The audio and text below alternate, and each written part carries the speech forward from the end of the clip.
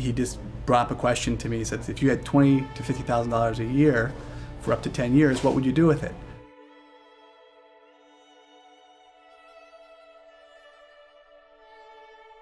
The whole idea, honestly, at its core, is to reconnect, in some cases connect, high school students to nature.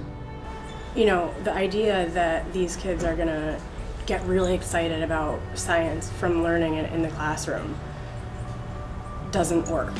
I saw children in 5th, 6th grade going to nature programs like a nature's classroom or something like that, and they were hooked. When they get to high school, I don't know if they don't think the job opportunities are there, or they can follow this type of passion, or they just don't know enough about the natural resources and the environmental sciences. By the time they get to high school, somehow we've lost them.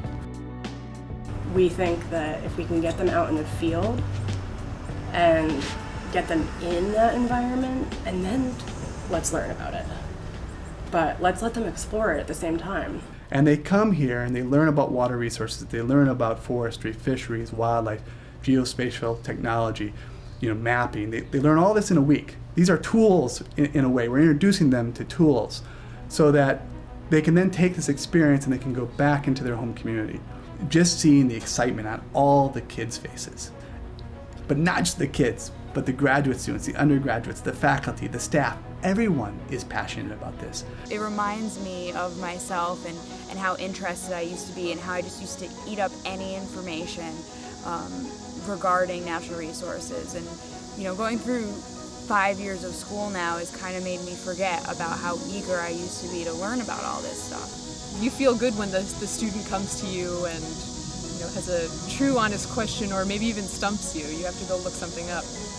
And these kids, they're free with that 24/7. They've got questions to ask. They've got things they want answered. I think I want students that are in this program to leave with a greater understanding of conservation and why it's important, to our not only our daily lives but to our future and our children's future. I think it makes a lot of sense to take this program and try to integrate that land use decision-making component in the local communities into the science curriculum. If you look at the demographics of people who are, volunteers on these commissions across Connecticut, very few are under 50. It's a big problem. So it made me excited to see the passion come out of them at such a young age when they're in high school. In high school I wasn't even planning on coming to college. So for them to have already, some of them freshmen going into their sophomore year, to be able to see that they've already had a grasp of what they wanted to do and they were pursuing it.